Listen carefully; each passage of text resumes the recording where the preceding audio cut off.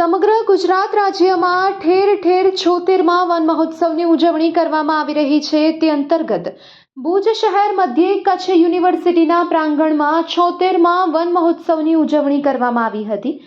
આ તકે અમારા કચ્છકારી ટીવી ન્યૂઝની ટીમ દ્વારા કચ્છ યુવા સાંસદ વિનોદભાઈ ચાવડા સાથે વાત કરવામાં આવી, ત્યારે તેમના દ્વારા જણાવવામાં આવ્યું કે પ્રધાનમંત્રી નરેન્દ્રભાઈ મોદી દ્વારા વર્તમાનમાં એક પેડ માં કે નામ જે અભિયાન ચલાવવામાં આવી રહ્યું છે, તે અભિયાન અંતર્ગત વૃક્ષો વાવવાની કામગીરી હાથ ધરવામાં આવી રહી છે। તો તેમાં જુદા જુદા ટ્રસ્ટ તેમજ સંસ્થાઓ પણ સાથે જોડાઈ રહ્યા છે। તો તાજેતરમાં જ સદભાવના ચેરિટેબલ ટ્રસ્ટ દ્વારા 5 લાખ વૃક્ષો વાવવાનો લક્ષ્યાંક નક્કી કરવામાં આવ્યો છે અને તેમના દ્વારા આ કામગીરી શરૂ કરી દેવામાં પણ આવી છે।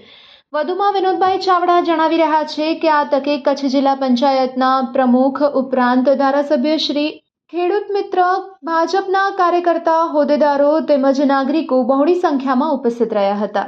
આવો આ અંગે વધુ સાંભળીએ વિનોદભાઈ ચાવડાના શબ્દોમાં।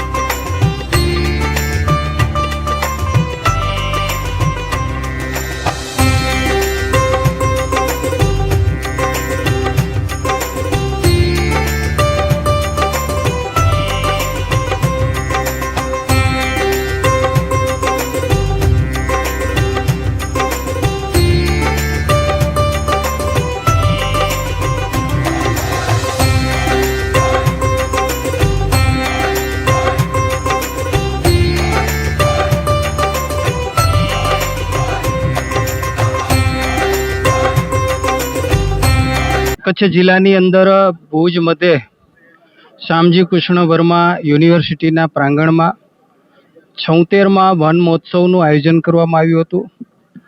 ગુજરાત રાજ્ય બાળ વિભાગ આયોગના ચેરમેન શ્રી આદરણીય શ્રી ધર્મિષ્ઠાબેનની ઉપસ્થિતિની અંદર સાથે સાથે જિલ્લા પંચાયતના પ્રમુખ શ્રી, સૌ ધારાસભ્યશ્રીઓ, કુલપતિશ્રી, ફોરેસ્ટના સૌ અધિકારીશ્રીઓ, કર્મચારીશ્રીઓ અને મોટી સંખ્યામાં ખેડૂતો, વિદ્યાર્થીઓ, સરપંચો, સૌ ગ્રામજનો જોડાણા હતા। અને આપણે જોયું છે કે છેલ્લા અનેક વર્ષોમાં સતત ને સતત કચ્છની અંદર વૃક્ષોના વાવેતર થઈ રહ્યા છે।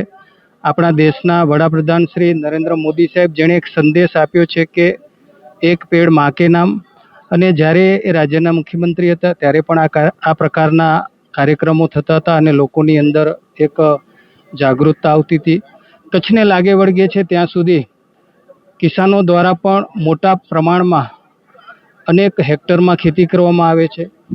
અનેક સામાજિક સંસ્થાઓ જેમ કે સદભાવના હોય, અન્ય સંસ્થાઓ હોય, ફોરેસ્ટના માધ્યમથી જે પ્રમાણે કચ્છની અંદર વૃક્ષોનું વાવેતર થઈ રહ્યું છે, ફોરેસ્ટ દ્વારા 40 લાખ વૃક્ષો વર્તમાન સિઝનની અંદર એમણે વાવવાનો સંકલ્પ લીધો છે। સદભાવના દ્વારા પણ ચાલુ વર્ષે 5 લાખ વૃક્ષો વાવવાનો સંકલ્પ લીધો છે।